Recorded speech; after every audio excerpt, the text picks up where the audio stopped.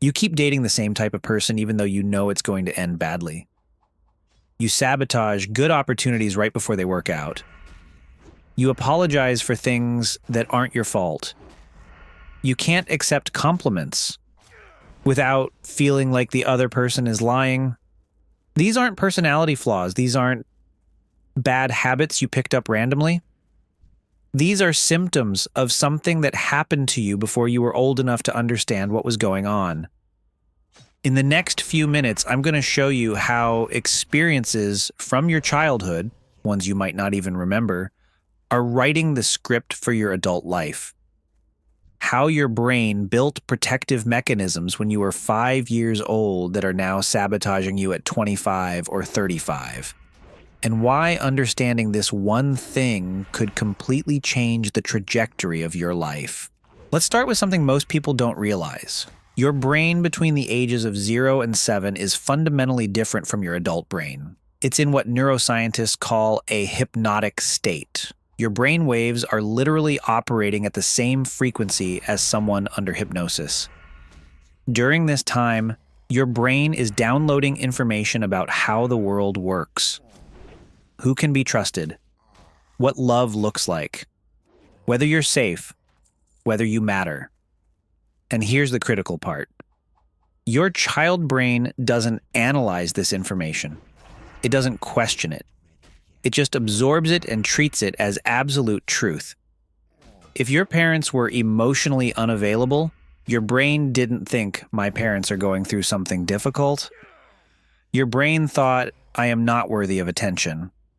If you were criticized constantly, your brain didn't think, my parent has their own trauma. Your brain thought, I am fundamentally flawed. If you had to walk on eggshells around an explosive parent, your brain didn't think, this adult needs help. Your brain thought, the world is dangerous and I must stay hypervigilant to survive. These aren't memories you can access like remembering your 10th birthday. These are implicit memories. They're stored in your body, in your nervous system, in the automatic responses you have to situations today. A landmark study called the Adverse Childhood Experiences Study, conducted with over 17,000 adults, found something shocking. They identified 10 types of childhood trauma and discovered that 2/3 of participants had experienced at least one. 2/3. But the real revelation was this. The more childhood trauma you experienced, the higher your risk for depression, anxiety, addiction, chronic disease, and even early death. This wasn't about weak people who couldn't handle their past. This was about how childhood experiences physically rewire the developing brain. So what does this actually look like in your life right now? Let me give you some examples. And I want you to notice if any of these feel familiar. You're in a healthy relationship with someone who genuinely cares about you, but you keep waiting for them to leave. You create tests to see if they'll abandon you. You push them away before they can hurt you. This is called anxious attachment, and it comes from having caregivers who were inconsistent. Sometimes they were there, sometimes they weren't. Your child brain learned that people leave, so now your adult brain is constantly bracing for abandonment. Or maybe you're the opposite. You feel suffocated in relationships. When someone gets too close, you need space. You value independence above everything else. You might even lose attraction to people once they show they really care about you. This is avoidant attachment, and it usually comes from caregivers who were emotionally cold or dismissive. Your child brain learned that emotional needs get rejected. So now your adult brain has decided needing people is dangerous. Here's another one. You're a people pleaser. You can't say no even when you desperately want to. You feel responsible for other people's emotions. You apologize constantly. You shrink yourself to make others comfortable.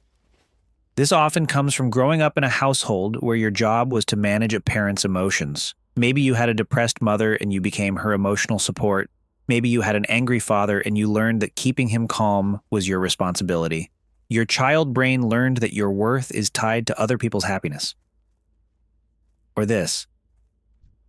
You self-sabotage right before success. You quit jobs right before promotions. You break up with good partners right when things get serious. You procrastinate on important projects until they fail. This is often rooted in shame. If you grew up feeling like you were never good enough, your subconscious mind believes you don't deserve good things. So when good things start happening, your brain creates chaos to return you to the familiar feeling of failure. One more. You're hypervigilant. You read into every text message. You analyze every facial expression. You can sense when someone's mood shifts even slightly. You're always scanning for danger. This comes from growing up in an unpredictable environment. Maybe there was addiction in the house, maybe there was violence, maybe there was just constant tension. Your nervous system learned to stay in survival mode, and it never learned how to turn off. Now, here's what makes this so insidious. These patterns feel like who you are. They feel like your personality. You think, I'm just anxious, or I'm just independent, or I'm just a people pleaser. But these aren't personality traits.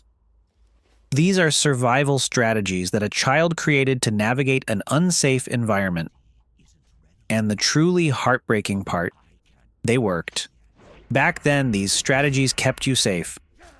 Staying hypervigilant protected you from an explosive parent. People-pleasing kept you from being yelled at. Avoiding emotional connection protected you from being hurt. The problem is that child you is still running the show. That 7-year-old version of you who decided how to stay safe is now making decisions for your adult life. You're bringing childhood solutions to adult problems. And they don't work anymore. Here's the part that's going to hurt, but it's also the part that can set you free. You're attracted to what's familiar, not what's healthy. If you grew up with criticism, you'll be drawn to critical partners because that feels like love to your nervous system. If you grew up with chaos, calm and stable will feel boring or even wrong. If you grew up having to earn affection through achievement, unconditional love will feel suspicious. Your brain is literally designed to recreate the emotional environment of your childhood. Not because you want to suffer, but because the familiar feels safe, even when it's objectively dangerous.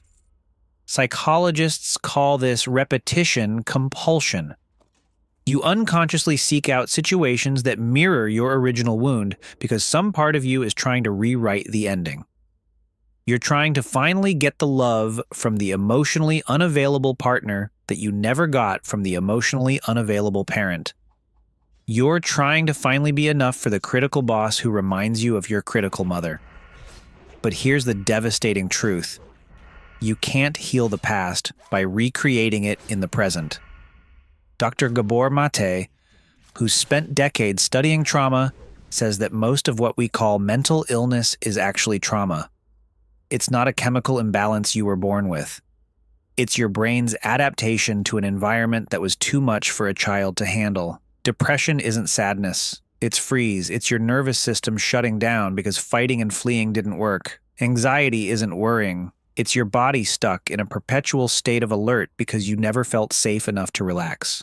Addiction isn't weakness. It's a desperate attempt to regulate emotions that you were never taught how to process. The most profound thing about trauma is that it's not what happened to you. It's what happened inside you as a result of what happened to you. A child who experiences something terrible but has supportive adults to help them process it won't carry the same trauma as a child who experiences something less severe but has to face it alone. It's not about the event. It's about whether you had the support to integrate it. So if you're watching this and recognizing yourself in these patterns, you might be feeling one of two things right now. Either you're feeling seen for the first time, or you're feeling hopeless because you think you're broken beyond repair. Let me tell you something that neuroscience has proven beyond any doubt. Your brain can change. At any age, in any circumstance, this is called neuroplasticity, and it means that the patterns that were wired into you as a child can be rewired as an adult. You're not doomed to repeat your past, but you can't heal what you don't acknowledge. Here's what you need to understand. Healing from childhood trauma doesn't mean confronting your parents or digging up every painful memory. It means recognizing the patterns, understanding where they came from, and consciously choosing different responses. When you feel the urge to push someone away, you pause and ask, Is this person actually unsafe? Or does closeness feel unsafe because of what I learned as a child? When you feel the need to people please, you pause and ask, am I actually responsible for this person's emotions, or did I learn that my worth depends on making others happy? When you sabotage something good, you pause and ask, do I actually not deserve this, or did I internalize shame that was never mine to carry? This is called reparenting yourself. You become the adult you needed when you were a child. You give yourself the patience, the compassion, the unconditional acceptance that you deserved then and deserve now. Therapy helps, particularly trauma-informed therapy. EMDR, somatic experiencing, internal family systems, these are all evidence-based approaches that work with the body and the nervous system, not just the conscious mind. But even before therapy, you can start by simply noticing. When you have a disproportionate reaction to something small, get curious instead of judgmental. Ask yourself, how old do I feel right now? What does this remind me of? Often you'll realize you don't feel 30. You feel 7. And that 7-year-old needs you to step in and say, you're safe now. I've got you. If this video resonated with you, do me a favor. Don't just scroll past it.